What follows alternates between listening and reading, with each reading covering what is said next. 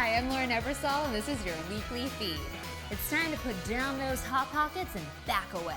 A new study by the Whitehead Institute for Biomedical Research is showing that a high-fat diet can make the cells of the intestinal lining more likely to become cancerous. Uh-oh. Researchers fed healthy mice a diet made up of 60% fat for 9 to 12 months. The mice with the high-fat diet gained 30 to 50% more body mass than the mice fed the normal diet. Plus, the chubby mice developed more intestinal tumors because the intestinal stem cells are the cells most likely to accumulate the mutations that lead to colon cancer. Yep, looks like we'll be sticking with the salad bar. Peanut allergies are no joke. And even more frightening, the occurrence of the allergy has quadrupled in the past decade. But turning popular wisdom on its head, researchers gave infants small amounts of peanut butter to actually prevent them from developing the allergy. And it worked. Children exposed to peanuts in the first 11 months of life ended up having an 81% lower rate of peanut allergies by age 5. And a follow-up study found that the effects continued even a year after the children stopped consuming nuts. Even better news, they showed results that this same process could also work with milk, eggs, fish, wheat, and sesame. That's going to be a toddler with one sophisticated palate. We've heard the argument for wheat bread over white bread and brown rice over white rice for a really long time now. But new research is taking that advice to a whole new level, which we may actually want to heed. A diet rich in foods with a high glycemic index, such as white bread and potatoes, may increase your risk of lung cancer.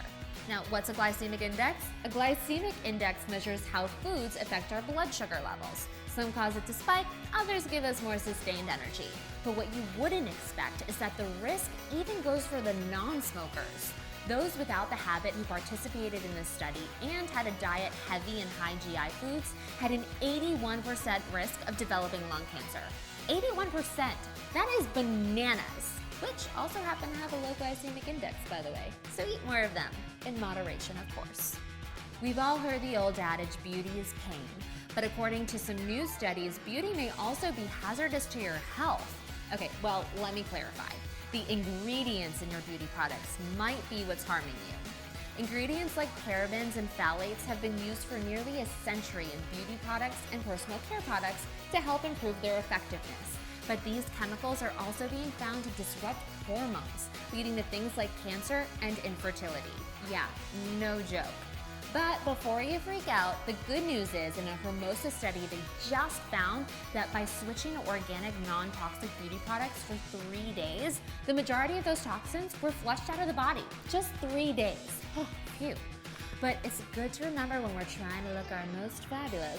Let's check out the ingredients before we buy. Oh, and don't forget, there are loads of non-toxic beauty products on ThriveMarket.com. And now for our ridiculously awesome Thrive story of the week. All you people out there who stop talking at dinner because you're too busy Instagramming your food, yeah, I'm talking to you. Don't go try and play coy. Well, turns out you may be having the best meal of all. A new study suggests photographing your food may help you enjoy the meal more. In a study of 120 people, researchers found that those who took photos of their food first experienced more pleasure from indulging in it afterwards. Essentially, taking the time to get the setting right and the lighting perfect builds up anticipation, which then makes your meal that much more enjoyable.